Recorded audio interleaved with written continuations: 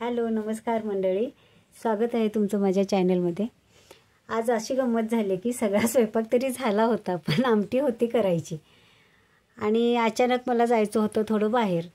मग आपलं बायकांचं कसं असते नाही काय, आता बाहेर गेलं तरी कसं असते, घराची ओढ असते, अरे बापरे माझं हे करायचं आहे, माझं ते करायचं आहे, मग काय करू म्हणून असा विचार केला आणि म्हटलं माझ्या मुलग्याला फोन केला आणि म्हटलं असं असं बाळ जरा तू आमटी करशील का। मग माझ्या मुलग्याचा रिस्पॉन्स आला, हां मम्मी करतो, पण कशी करायची ती सांगा। मग त्याला फोनमध्ये एकदा दोनदा सांगितलं, मग त्याला कसं जमेल तसं त्यानं सगळे आपले नेहमीप्रमाणे बेसिक काय मसाले वगैरे असतात ते सगळं, जिरं मोहरी बाकीचे नेहमीप्रमाणे आपले बेसिक मसाले सगळं घालून त्यानं ती आमटी केली आणि आमटी एवढी भारी झाली होती माहिती आहे, मस्त। अगदी शेंगदाणेसुद्धा घरी मी भाजून ठेवले होते, पण शेंगदाण्याचं कूट काही केलं नव्हतं, पण ते शेंगदाण्याचं कूटसुद्धा कसं करायचं ते त्यानं मिक्सरला कूट केलं आणि मग ती आमटी तयार केली, पण खूप छान झाली होती।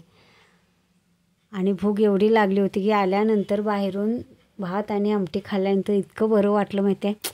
हां बरं झालं माझ्या मुलग्याने ही आमटी केली म्हणून। माझ्या मुलग्याचं मी कौतुक करते, पण का करते माहिती आहे काय, थोडं पोरांनाही यायला पाहिजे। मुलं आता काय हल्ली सगळीच मुलं मुली सगळीच करतात हो, पण मुलांना का सांगायचं असं सगळं असते नाही काही लोकांचं। पण माझं म्हणणं काय माहिती आहे काय, थोडं मुलांना आपलं भात आमटी तरी निदान करायला यायला पाहिजे, एवढंच आणि बाकी काही नाही।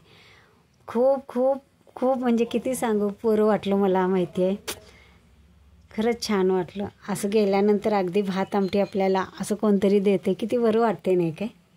आता तुम्ही म्हणाल किती बाबा हे मुलग्याचं आपलं कौतुक करते, पण काय होते माहिती आहे, एक आईला आपला मुलगा जेव्हा करून देतो तेव्हा किती भारी कौतुक वाटते माहिती आहे, की मस्त वाटते।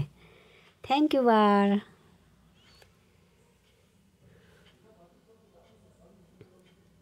आता तुम्ही म्हणाल हे काय असं सगळं केले, पण ते माझा मुलगा आता फर्स्ट टाईम करतो आहे हे सगळं, थोडं थोडं शिकतो आहे आता, त्याच्यामुळं थोडं इकडं तिकडं होईल, समजून घ्या। Okay bye.